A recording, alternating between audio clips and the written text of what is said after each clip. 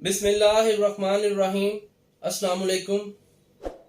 तो दोस्तों, हमारा आज का टॉपिक जो कि इंतहाई अहमियत का हामिल है, ये टॉपिक आम लोगों की ज़िंदगी में दरपेश आने वाले मामलों में गुजरता है।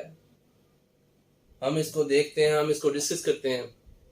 जैसा कि अगर कोई शख्स किसी भी शख्स को फ़ोन करके गुस्सा दिलाता है, गंदी और गलीज गालियां देता है या जान से मार देने की धमकी देता है, तो इस ऑफेंस की क्या सजा बनती है, क्या लाया अमल इस पर इख्तियार किया जा सकता है।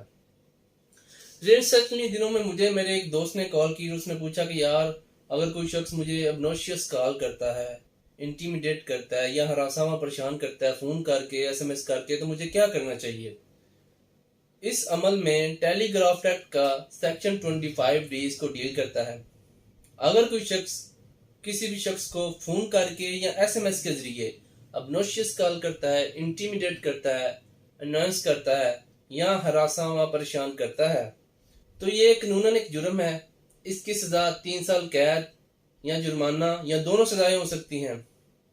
इस अमल के लिए आप फोन कॉल की रिकॉर्डिंग का डाटा मुतलका कंपनी से ले सकते हैं। अपनी चैट जो उसने आपको मैसेज फोन करके सेंड की हुई है, उसका प्रिंट आउट निकाल के मुतलका पुलिस को दिखा के एक एप्लीकेशन इंदराज मुकदमा के लिए दे सकते हैं। अगर पुलिस आपकी एप्लीकेशन पर इंटरटेन नहीं करती, तो आप इस मामले को रिट पिटीशन के जरिए जस्टिस ऑफिस के पास लेकर जाएं और जस्टिस ऑफिस देखेगी कि आया कि वाकई कॉल की गई है, ऑब्नोशियस कॉल की गई है, इंटीमिडेट किया गया है। अगर तो ऐसा कोई हुआ सरदर्द हुआ है, तो फिर उस आर्डर की कंप्लायंस की जाएगी, जो कि सेशन हाउस ऑफिसर के खिलाफ होगा और सेशन हाउस ऑफिसर उस पर बाउंड होगा कि आपको एफआईआर का इंदराज करे।